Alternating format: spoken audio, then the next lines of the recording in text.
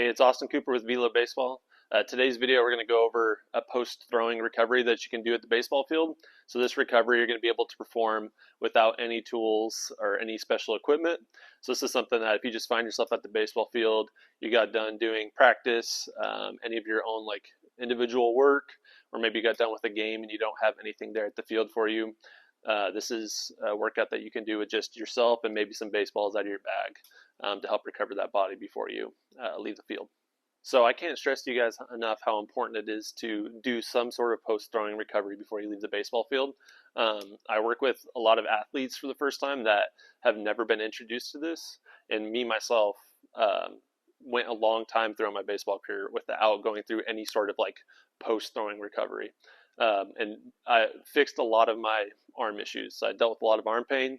And once I got introduced to some sort of post-throwing recovery, and I started to perform that every day after I was done throwing the baseball, my arm pain almost completely cleared up immediately. So it's very important to put your body into that mode of shutting it down and getting to go into recovery.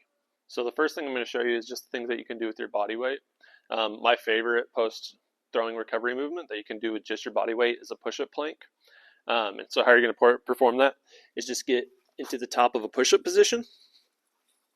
And we're going to hold this for a minute at a time, probably at least. And as you get better at these, we can do it even longer. But maybe doing like 2 or 3 sets of a minute-long plank from this position, where we're just holding our elbows and shoulders in place. One thing I don't like to see is a big rounded back on these. So feel like your chest drops slightly and that your shoulder blades are pinching together a little bit more. And we're going to hold this position. So obviously there's only so much you can do with that movement, right? Or so much work you can get in other than just extending length. So as you graduate from this, maybe you find yourself doing it for 2 or 3 minutes and you're feeling really strong after doing this after throwing. What you're going to move on to from there is doing the same thing with shoulder taps. So on these ones, we're going to spread our feet out wide to give us a little bit more stability in the legs. And then we're going to slowly tap our shoulder. Don't want to rush through these. And the biggest thing that you're trying to do here is engage your core and not have a bunch of sway. So I'll see it a lot where like athletes are making it easy on themselves by shifting all the weight onto their arm. We're trying to stay completely under control without too much hip sway or too much trunk sway, and going slow and controlled shoulder taps. So then the last version of this that we're going to perform, once you graduate from those shoulder taps, usually you're going to do this with like weight if you're in the gym, but we're going to do a pull through. And so you're just going to take one of those baseballs out of your bag, and to work on even more control of your body, we're going to reach through. We're going to roll that baseball across to the other side of our hand and keep switching arms. So you're going to be forced to be in that position a little bit longer. Reaching that arm through, grabbing the baseball, rolling it under, and again being completely under control of your body in this position, not letting your hips or trunk sway too much. So now to really challenge yourself, after doing the arms completely extended, so being at the top of that push-up ISO or that push-up plank, we're going to go to the bottom of our push-up position and hold that. So we're going to work those muscles, holding that stability with that arm bent instead of those arms being completely straight or extended. So that's going to look like, and obviously these are going to be less time than what you're going to be able to do on your regular push-up plank, but we're just going to go an inch or two above the ground and hold this position. So when we're doing our stability work or like our ISO work, we don't want to neglect our lower half. So obviously do the upper body work, maybe do a combination of some of those things when you're doing your recovery, but then we don't want to neglect the lower half. So my favorite one for the lower half is going into like a split stance or lunge position, holding an ISO. And all that is, you're going to try and get really low in this position. Don't use your hands on your legs to help, and get to a strong spot where both your legs are really engaged, and we're going to hold that position in an ISO. Then you'll go like 30, 45 seconds, and again, as you get stronger at these, you're going to want to bump that time up and just continue to get stronger and stronger at holding these positions. Once you do 30, 45 seconds, we're going to switch to the other side, do the other leg, and again, you'll do about 2 or 3 sets of this after throwing.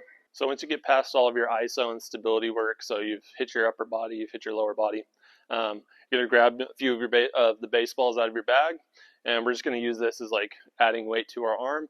And we're gonna do shoulder ERs, and we're gonna do shoulder decels, and we're gonna do those side lying. So you're gonna get on the ground, almost like you're sleeping. So we're gonna tuck that arm, laying completely on our side, elbow pinned to our body. A good thing that you can do is take that or take maybe your glove or a towel out of your bag, put it against your body, and we're going to go under control, side lying, shoulder ERs.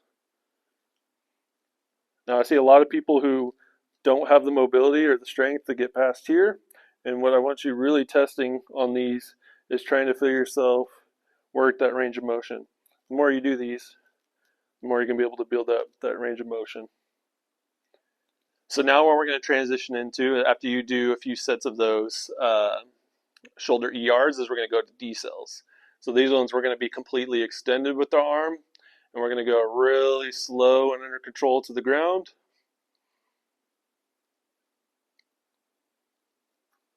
And then drive back up.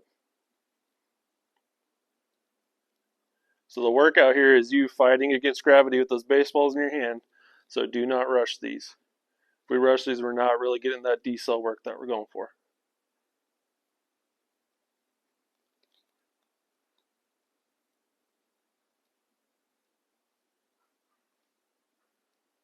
So if you like to do some sort of running for your recovery at the end, or maybe it's mandatory at your school, ideally we would be doing sprint work for our recovery.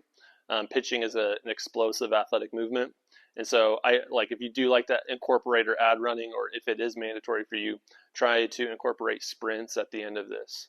If you do have to do pulls, then make that first sprint or that first run to center field a sprint, and then jog from there, or maybe go to the first light post with a sprint and then jog from there. Gap to gap could be your sprint, but add some sort of sprint into that pull and don't make it just a jog from one pull back. So that does it for the video today. Thank you guys for watching. Thank you guys for getting us to 500 subs. If you're not already subscribe to us, turn those notifications on so you can keep up to date with the videos that we're putting out here, and we'll see you guys again soon.